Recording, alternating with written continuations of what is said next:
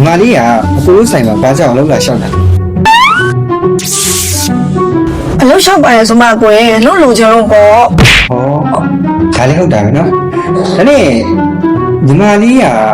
အရင်တော့ဘာကြောင့်ထွက်ခဲ့တာဩဒါလား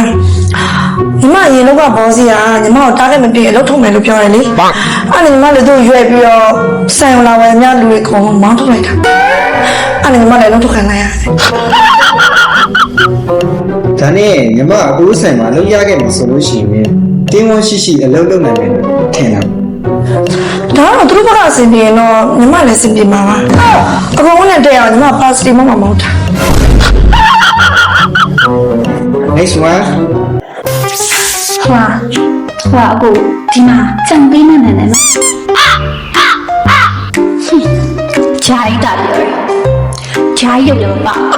ဒီမလေးရှင်းရှင်းဒီမလေးကိုမေးနေလေအရှိမတော့ဘယ်လိုအလုပ်မျိုးကြီးလုပ်ခဲ့ဘူးလဲလို့အော်ဟုတ်ကဲ့ဟွာညီမလေးကလေအပြင်မှာတော့အလုပ်တော့မလုပ်ခဲ့ဘူးပါဘူးအရင်ကလည်းချမ်းသာတယ်လေပြီးတော့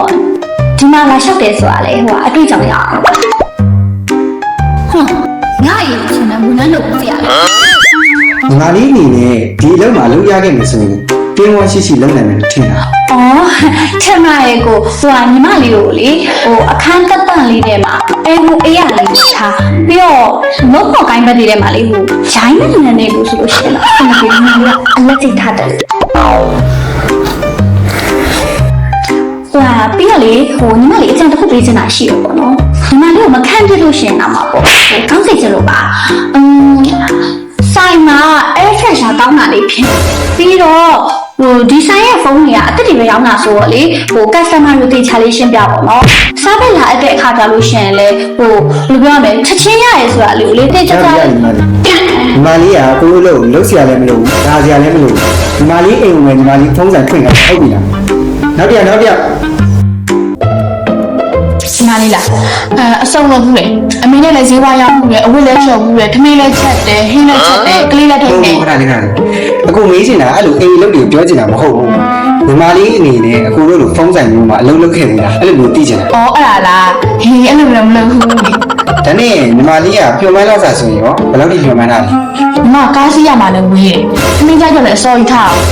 အလုပ်ကလည်းဒီလိုစားလောက်အောင်မှာဆိုတော့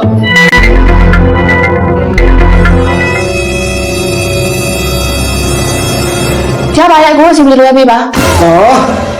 ဒါနဲ့ကတော်တော်စဉ်းစားနေရပြီဟလားအခုအင်တာဗျူးမပြီးသေးဘူးလားညီမအကိုတို့ဆိုင်ရှိရဖုန်းဆိုင်မှာအင်တာဗျူးထပ်ဝင်ရအောင်မှာအဲ့လိုခွင့်ပြုံနော်ဟာ